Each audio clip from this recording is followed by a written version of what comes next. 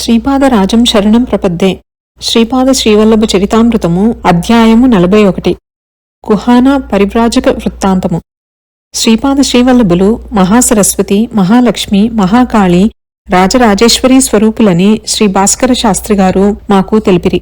శ్రీవారిలో ఉన్న దేవీతత్వం అనుష్ఠానం చేసేవారికి మాత్రమే అర్థమవుతుంది. పర, పశ్యంతి, మధ్యమ, వైఖరి వాక్కులుంటాయని విన్నాను. వాటి యొక్క వివరణను కాస్త తెలియజేయవలసినదని నేను భాస్కర శాస్త్రి గారిని అడిగితిని. అంతటా భాస్కర శాస్త్రి, అంబిక ప్రతి వాక్కు ద్వారానూ వ్యక్తమవుతూ ఉంటుంది. ఆమె ప్రతి మనుష్యుని ద్వారానూ ప్రతి వ్యక్తిలోనూ పలుకుతుంది. బయటకు వినిపించబడే వాక్కును స్థూల వాక్కు అంటారు.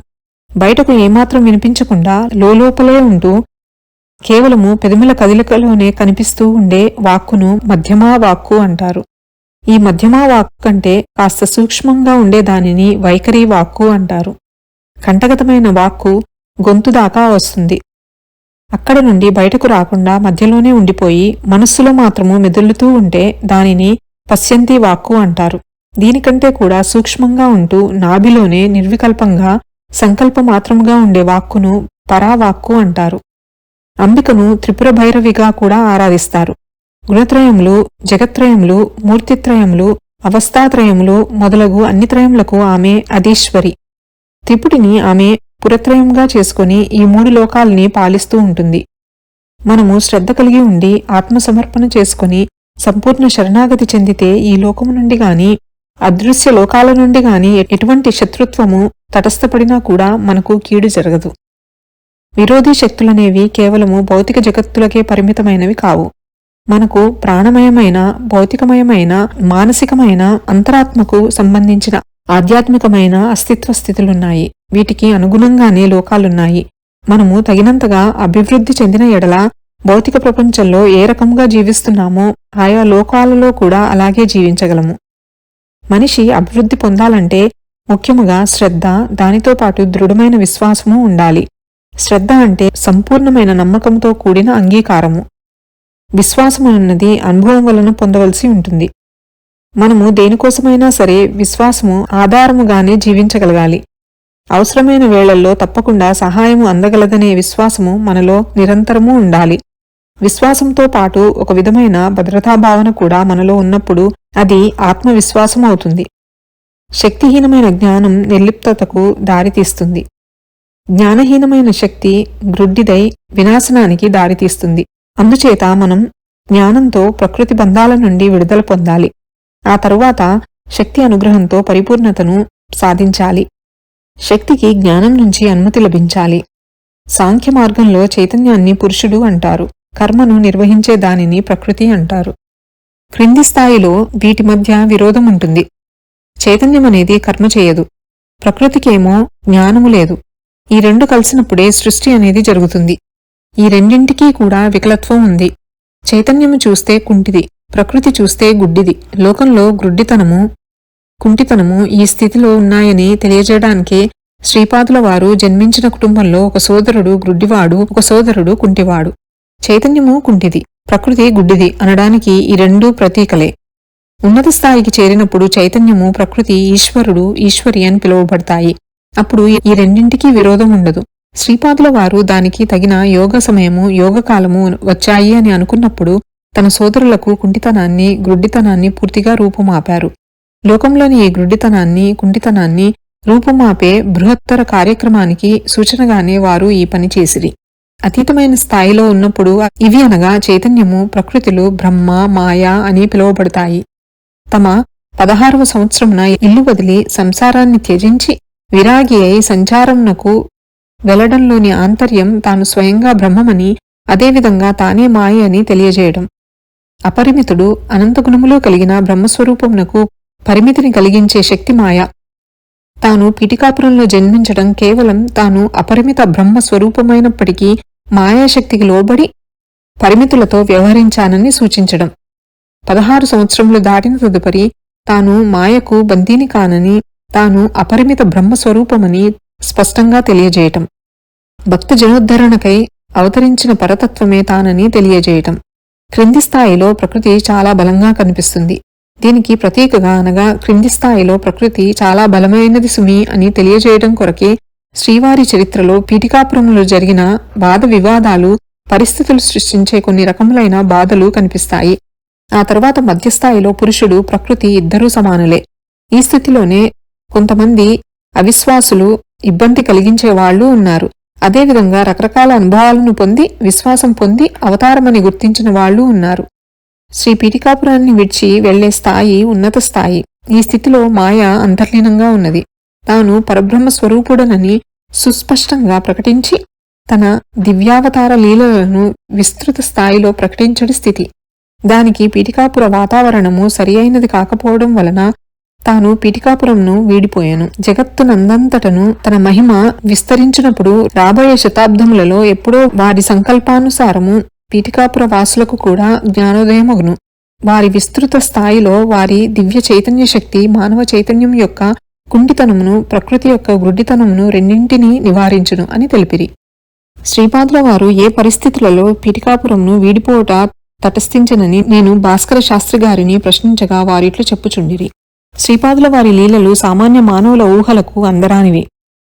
ఒకసారి ఒక సన్యాసి కుక్కుటేశ్వరాలయమునకు వచ్చెను. అతడు దత్తభక్తుడు.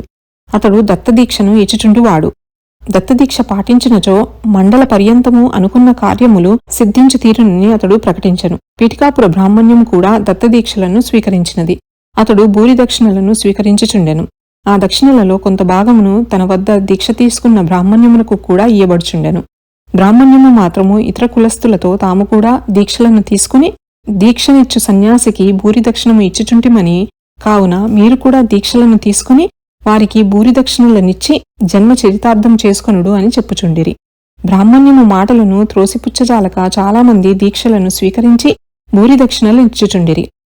ఇంతలో దత్తదీక్షలను తీసుకొనుటయా మానుటయాయని తర్జన భర్జనలు ప్రారంభం కాసాగెను. బ్రాహ్మణ పరిషత్తు, క్షత్రియ పరిషత్తు, వైశ్య పరిషత్తుల సంయుక్త సమావేశము జరిగినది. దానికి శ్రీ బాపనార్యుల వారు అధ్యక్షత వహించిరి. శ్రీ బాపనార్యులు శ్రీదత్తుడు అందరివాడు. దీక్షా స్వీకారము అందరూ చేయవచ్చును. అందువలన అష్టాదశ వర్ణముల వారును సన్యాసి నుండి దీక్ష తీసుకునవచ్చును. దీక్షా స్వీకార అవకాశము సర్వజనులకును ఇయ్యబడవలెను అని పలికిరి. అంతటా బ్రాహ్మణ పరిషత్తులోని అధిక సంఖ్యాకులు, అయ్యా, బ్రాహ్మణ, క్షత్రియ, వైశ్యులు ఆచారవంతులై ఉందురు. అందువలన వారు దీక్షలను స్వీకరించవచ్చును. శూద్రులు అనాచారవంతులై ఉందురు. అందువలన వారు దీక్షలను స్వీకరింపకూడదు. వారి నుండి దక్షిణలు మాత్రం స్వీకరించి మనము మన తపశ్శక్తితో వారిని ఉద్ధరింపవచ్చును అనిరి. అంతటా బాపనార్యులు అన్ని కులముల యందును ఆచారవంతులు, అనాచారవంతులు ఉందురు. ఎవరు ఆచారవంతులో ఎవరు అనాచారవంతులో తేల్చుట కష్టసాధ్యము. అందువలన సామూహిక కళ్యాణమును, శ్రేయస్సును దృష్టితో నుంచుకొని మనము దత్తహోమమును గాని లేదా తదితరములైన యజ్ఞయాగాది కార్యక్రమములను నిర్వహించి సాంగాతిక శ్రేయస్సును సమకూర్చవచ్చును. దక్షిణలు మాత్రమే స్వీకరించి దీక్షలను శూద్రులకు ఇయ్యకపోవట వలన అన్యాయము అని నాకు తోచుచున్నది. దక్షిణలను తీసుకుని మనము మన తపశ్శక్తితో శూద్రులను ఉద్ధరించగలిగిన ఎడల తక్కిన బ్రహ్మ, క్షత్రియ, వైశ్యులను కూడా ఉద్ధరించవచ్చును. అట్లైనచో ఏ కులము వారికిని ప్రత్యేక దీక్షలను ఇయ్యవలసిన అవసరం లేదు. అదీనుగాక దక్షిణకి ఇయ్యవలసిన రొక్కమును భారీగా నిర్ణయించిరి. అన్ని కులముల యందును బీదవారుందురు. వారు ఇంతటి దక్షిణలను ఇయ్యజాలరు. రెక్కాడితే గాని డొక్కాడని ధనహీనులు మనకు భారీగా దక్షిణలనిచ్చి అనేక దినములు పస్తుండవలసి వచ్చును. దక్షిణ అనున్నది ఐచ్ఛికం చేయవలను. యథాశక్తి సంతోషపూర్వకముగా ఇయ్యబడు దానినే దక్షిణగా తీసుకునవలను. అప్పుడు మాత్రమే దత్తుడు సంతోషించును అని తమ అభిప్రాయంను వెలిబుచ్చిరి. అంతటా బ్రాహ్మణులు, మనము బ్రాహ్మణులమైయుండియు పరమహంస పరివ్రాజక మహాశయులు మన గ్రామమునకు వచ్చినప్పుడు ఎదురేగి పూర్ణ కుంభంతో వేదమంత్రములతో స్వాగతము నీయలేదు సరిగదా. వారు తమంతట తాము సర్వజనహితమును కోరి దత్తమండల దీక్షను ఇచ్చుచుండగా బ్రాహ్మణ పరిషత్తు తనకు ఏమీ పట్టనట్టు ఊరకుండుట నిజముగా సిగ్గుచేటైన విషయము అని ఆక్షేపణ లేవనెత్తిరి. అంతటా బాపనార్యులు, నిజంగా వచ్చినది పరమహంస పరివ్రాజకులే అయిన ఎడల వారిని స్వాగతించుటకు కొన్ని పద్ధతులున్నవి. వారు కొద్ది రోజుల ముందుగానే వారి ప్రధాన శిష్యుల చేత బ్రాహ్మణ పరిషత్తునకు సమాచారము అందించవలెను. పరిషత్తు వారి వివరములను సంపూర్తిగా ఆలకించి ప్రధాన శిష్యులతో శాస్త్రార్థము చేయుదురు. ఆ శాస్త్రార్థమునందు ప్రధాన శిష్యుల ప్రావీణ్యత తెలియును. అంతటా పరిషత్తు ఒక నిర్ణయమునకు వచ్చి వానిని యోగ్యుడైన పరివ్రాజకుల వారి శిష్యుడని నిర్ణయించెదరు. ఆ తరువాత పరమహంస పరివ్రాజకులు విచ్చేయునప్పుడు వారికి వేదమంత్రములతో పూర్ణ కుంభంతో స్వాగతమియ్యబడును.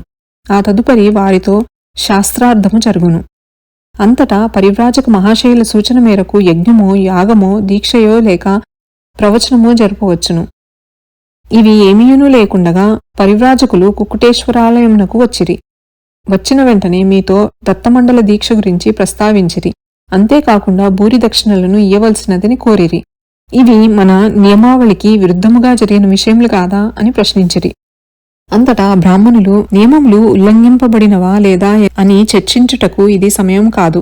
కావున మీరును మీ అల్లుడుగారైన అప్పలరాజు శర్మయ్యను దీక్షలను స్వీకరించి దక్షిణలిచ్చెదరా లేదా అని అడిగిరి. అంతటా బాపనార్యులు మేమిద్దరము సామూహిక శ్రేయస్సు కొరకు దీక్షలను చేపట్టువారమే కాని వ్యక్తిగత శ్రేయస్సు కొరకు దీక్షలను చేపట్టువారము కాదు. దీక్షలను చేపట్టుట లేదు గనక మేము దక్షిణలియ్యలేము. బ్రాహ్మణులలో ఎవరైనను దీక్షలను చేపట్టదలిచి దక్షిణలిచ్చుటకు సంసిద్ధులైన ఎడల వారి ఇష్టానుసారము వారు చేయవచ్చును. బ్రాహ్మణ పరిషత్తు అనున్నది సామూహిక సమస్యలు ప్రయోజనము కలిగించు విషయములను గురించి ఆలోచించునే గాని మీ యొక్క వ్యక్తిగత దీక్షలు వ్యక్తిగత సమస్యలు పరిష్కారముల గురించి ఆలోచింపజాలదు అని తేల్చి చెప్పిరి. శ్రేష్ఠిగారును వర్మగారును కూడా మండల దీక్షలను తీసుకొనుటకు నిరాకరించిరి. అయితే బ్రాహ్మణులకును క్షత్రియులకును వైశ్యులకును దత్తమండల దీక్షలను తీసుకొనుటకు గాని మానుటకు గాని వారికే స్వేచ్ఛ ఇయ్యబడెను. శ్రీపాదులచే దత్తదీక్ష ఇవ్వబడుట. శ్రీపాదుల వారి ఎడల భక్తిశ్రద్ధలు కలిగిన పంటకాపులు కొందరుండిరి. వారిలో వెంకయ్య అనువాడు శ్రేష్ఠుడు. శ్రీపాదుల వారు వెంకయ్య గృహమునకు పోయిరి. తాను దత్తదీక్షలనిచ్చదననియూ ఎవరునూ దీక్షలు పొందలేకపోవచున్నామని నిరాశ చెందవలసిన అవసరం లేదనియూ ప్రకటించెను. అంతేకాకుండా యథాశక్తి దక్షిణనీయవచ్చుననియూ ప్రకటించెను. మండల దీక్ష తన విషయంన అనవసరమనియూ ఏకరాత్రి దీక్ష చాలుననియూ ప్రకటించెను. పూర్తిగా అహోరాత్రములు అనగా ఒకరోజు శ్రీపాదుల వారు వెంకయ్య ఇంటిలో నుండెను. శ్రీపాదుల వారు అష్టాదశ వర్ణముల వారికిని దీక్షలనిచ్చెను. ఈ దీక్షలను తీసుకుని వారిలో కొందరు బ్రాహ్మణులు క్షత్రియులు వైశ్యులు కూడా నుండిరి. శ్రీపాదుల వారు తానే దత్తుడనని ప్రకటించుట. శ్రీపాదుల వారు బాహాటముగా తాను శ్రీదత్తుడనేనని బయటకు వచ్చినది ఈ రోజుననే. ఆ రోజు దత్తప్రభువునకు అత్యంత ప్రీతిపాత్రమైన గురువారము కూడా అయ్యుండెను. తాను దీక్షనిచ్చిన వారందరికీ తన మంగళమయ ఆశీర్వాదములనిచ్చి వారిచేత భజన చేయించి తానే శ్రీ దత్తుడననియూ తన విస్తృత కార్యక్రమము తన కొరకు వేచియున్నదనియూ తనను స్మరించినంతనే తాను ప్రసన్నుడనై తన భక్తుల కోరికలను తీర్చదననియూ ప్రకటించెను.